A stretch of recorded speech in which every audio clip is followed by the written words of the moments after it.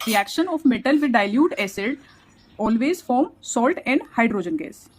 तो इसके एग्जाम्पल्स हो गए हमारे जो मेटल्स हैं magnesium, aluminium, zinc, iron, they react with hydrochloric acid. और मेटल जब डाइल्यूट एसिड के साथ रिएक्ट करती हैं तो क्या बनता है? Salt and hydrogen.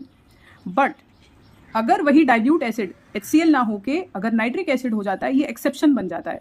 Nitric acid जो हाइड्रोजन गैस इवॉल्व हुई है उसको ऑक्सीडाइज कर देता है, यहाँ से इसको ऑक्सीजन दे देता है और हाइड्रोजन से ये वाटर में उसको कन्वर्ट कर देता है।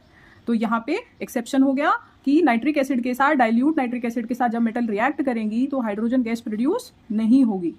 और जो इसके ऑक्साइड्स हैं, नाइट्रोजन के ऑक्साइड, ये वेरियस ऑक्साइड्स बन जाएंगे नाइट्रोजन के।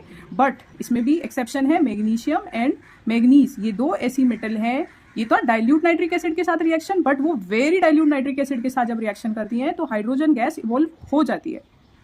और इस पे इसी के बेसिस पे इनकी रिएक्टिविटी सीरीज है। और एक कॉपर एक एक्सेप्शन है जो मेटल्स के साथ, जैसे ये मेटल डाइल्यूट HCl के साथ रिएक्ट करके सॉल्ट एंड हाइड्रोजन बना रही थी, वो बिल्कुल भी रिएक्ट नहीं करती, no bubble, no change in temperature. So copper का एक क्वेश्चन आ सकता है कि कौन सी मेटल है जो डाइल्यूट HCl के साथ रिएक्ट नहीं करती। तो वो एग्जाम्पल्स दे देंगे 3 4 5 मेटल्स का, उसमें से आपको आइडेंटिफाई करना होगा कि कौन सी मेटल है जो हाइड्रोजन नहीं इवॉल्व कर रही या रिएक्ट नहीं कर रही।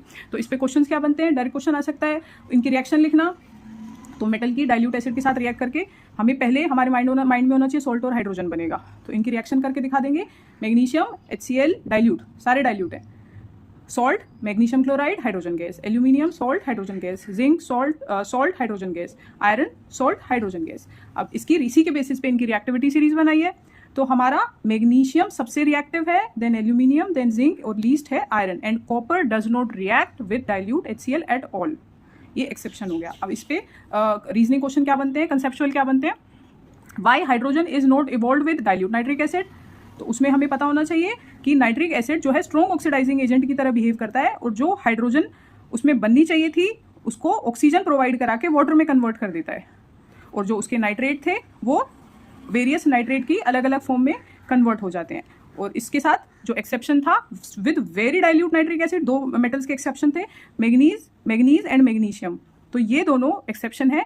वेरी डाइल्यूट नाइट्रिक एसिड के साथ ये हाइड्रोजन गैस इवॉल्व करते हैं, सॉल्ट एंड हाइड्रोजन गैस देते हैं। तो ये इसके बेसिस पे क्वेश्चन बनता है। छोटा सा टॉपिक है बट इस पे क्वेश्चन बन जाता है। तो स्टैंडर्ड NCERT को गाइडलाइन लेके चलें, उसके छोटे से पैराग्राफ से भी क्वेश्चन निकल आता है। तो इसको ध्यान से पढ़ें। इसी में से जो टॉपिक है उसकी हेल्प लेके हेल्पिंग बुक से आप कर सकते हैं, बट अगर जितना ज़्यादा वाइड जाएंगे सिलेबस से डिस्ट्रैक्ट हो जाएंगे और नॉलेज का कोई लिमिट नहीं है। तो be focused on NCERT। If you like this please share and subscribe.